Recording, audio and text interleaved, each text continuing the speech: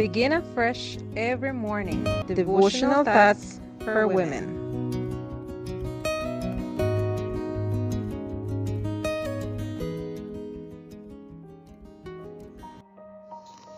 Good morning, my beloved friends. Today, November 13, 2023, our devotional is entitled Paul's First Speech. The scripture reading is taken from Acts chapter 13, verse 16. Then Paul stood up and motioning with his hand said, Men of Israel, and you who fear God, listen. The church dedicated Paul and Barnabas for their first missionary journey.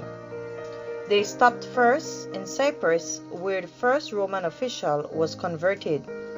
Then they went on to Antioch of Pisidia. They attended the synagogue on Sabbath and they listened to the liturgical service, which included the recitation of the Shema, long prayers, the reading of a portion of the law, a reading from the prophets, and the sermon.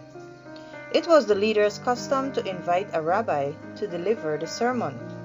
So, upon learning that Paul had a rabbinical education, they invited him to speak. He gave a long sermon, Paul's first speech recorded in the book of Acts. He addressed the audience with a courteous greeting.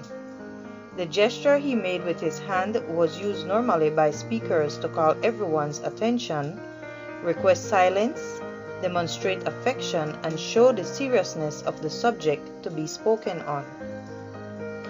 He probably waved his right hand, making a sign like someone trying to calm a crowd.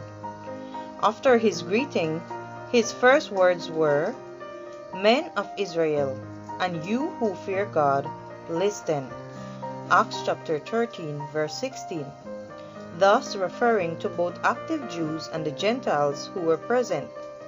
With this introduction, he showed from the very beginning that his message was both for Jews and the Gentiles who feared God. He emphasized God's pact with Israel, knowing that the Jews felt proud to be God's chosen people. He based his speech on passage of the Old Testament, summarizing the history of Israel from their exodus until David.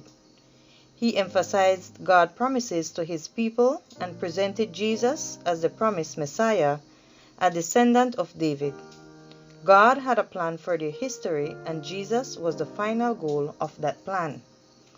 In his call at the end of his sermon, he used an expression similar to the beginning. Men and brethren, sons of the family of Abraham, and those among you who fear God, to you the word of the salvation has been sent.